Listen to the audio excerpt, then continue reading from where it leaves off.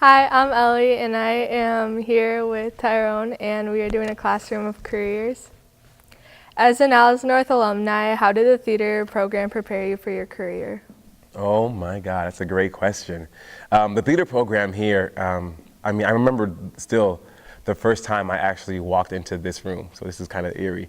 But I was a freshman and I was on the football team, and we had taken a break for water. And I remember the water was coming through little holes in a hose. And I had just moved from Chicago, coming to Skokie, and I was just really, my mom already had, had many conversations with me about like how people will treat you or what you should watch out for. And so when I saw that, I was like, I don't really think that's the way I want to get water. So I walked inside and tried to find a water fountain, and I got lost and went all the way down that hallway that leads to the black box.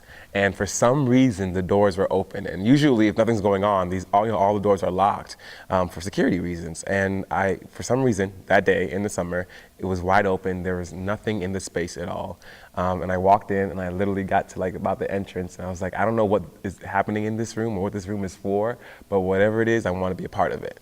And so from then on, I took acting classes. I honestly learned almost everything about what it means to be an artist in this room or in the theater classroom from Tim Ortman, who is the fine arts director here now.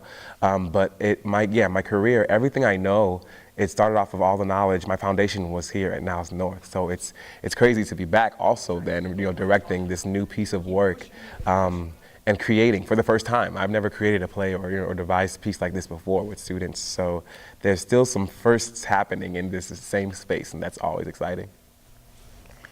If you could give any advice to students thinking about going into this career, what would it be?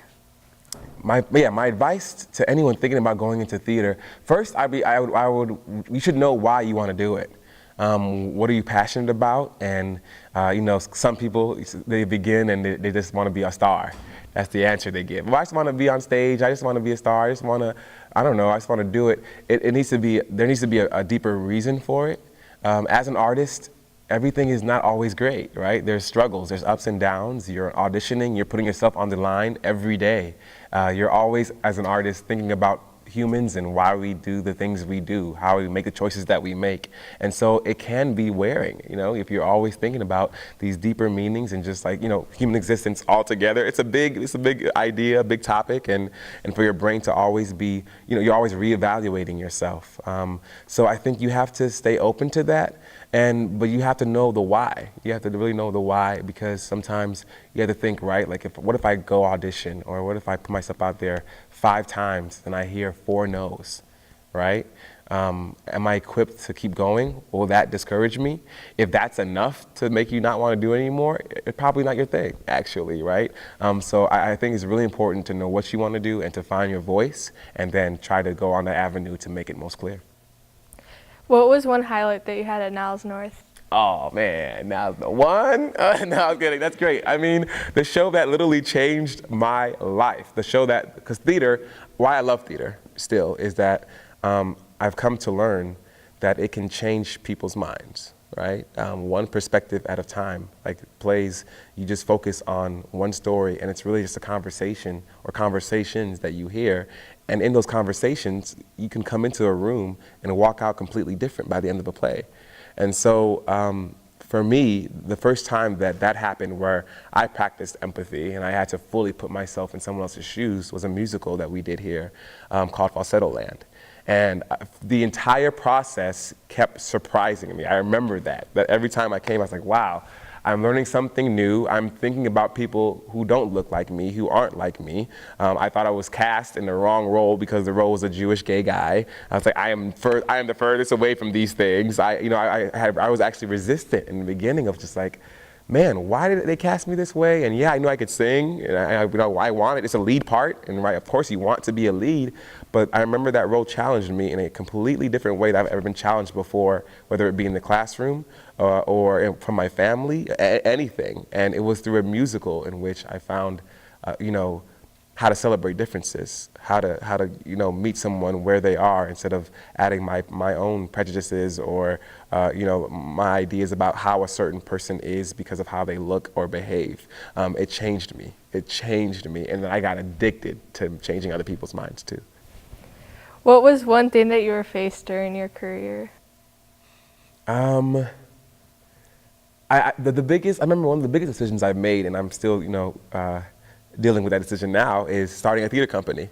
After I graduated college, we did a show, actually our senior year in college, called The Brother Size by Terrell Alvin McCraney, and then we did it in June, and we graduated in May, and then we were up and doing it again already in Chicago in June. That's what it was. Yeah, we did it in April, graduated in May, and then we're up in Chicago doing it in June. And from then on, we'd given birth to a company that, the mission was to champion multicultural artists, so that on and off stage, you're seeing many different races, many different cultures coming together for theater, so that the hope was that our audiences then would turn out to be multicultural, and there'll be different types of people, and that, having that conversation, having that just be the thing. Theater is supposed to reflect the world we live in, and a lot of the places that I go to, I don't see that representation on stage, and especially off stage. And so we challenged not only ourselves, but our community, and that's something that I've given my life to that. I've dedicated my life to making sure that there are many voices and that we're actually representing the world on stage. And so that is really, that's one of the hardest things I've had to decide professionally, is to give your life to that cause. Do you have any goals for your future? Oh man, I love these questions. It's so good. Some of my goals or dreams have yet to be even formed for myself. So this show in particular, right? Like writing and devising a script and making diversity happen in an authentic way here at Niles North. That's something I've always been talking about, and I did it in a different way, in casting and making sure I was doing it, here and there. But to actually have a project where that was the sole purpose and just by letting other people find their voice was something new. And so now the dreams and my goals shift. But overall, I hoped honestly to inspire a new generation of artists and to give voice and let other people know that you can do it.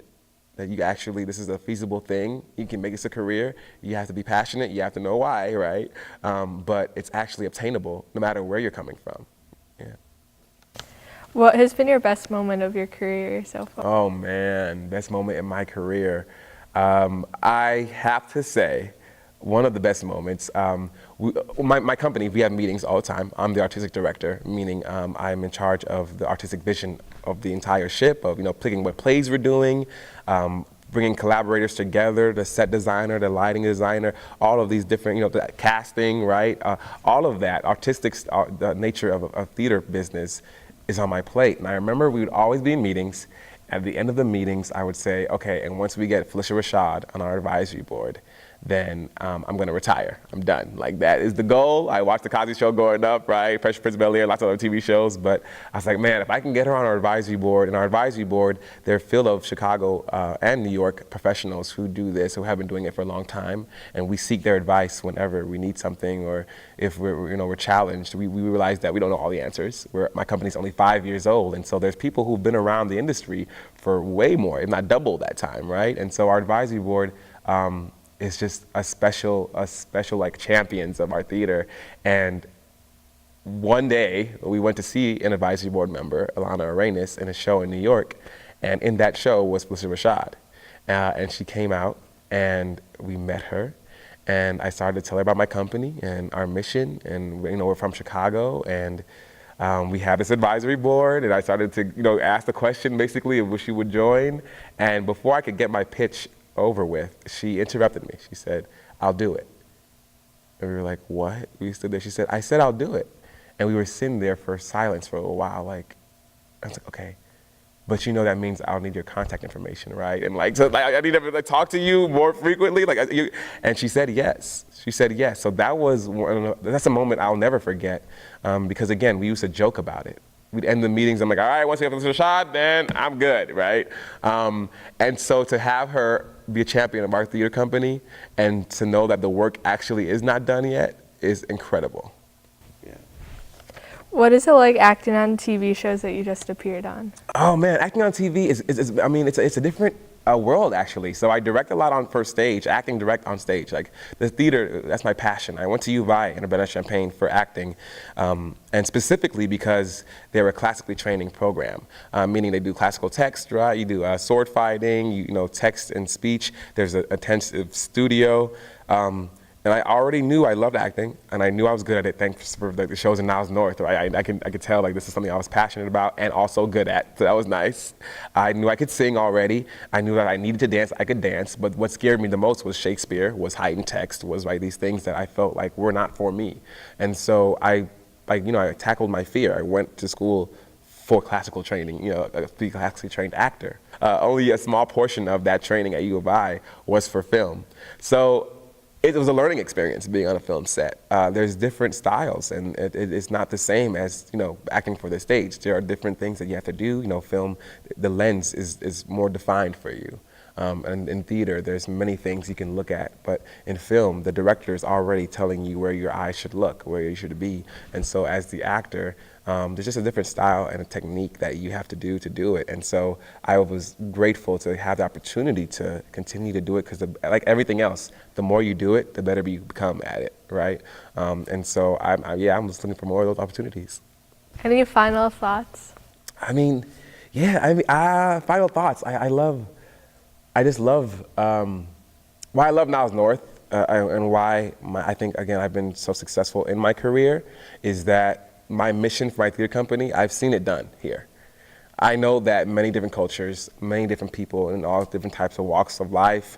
I'm a first generation from Jamaica, like my parents are from Jamaica. I'm first generation, in America. And so that story is not rare here, actually.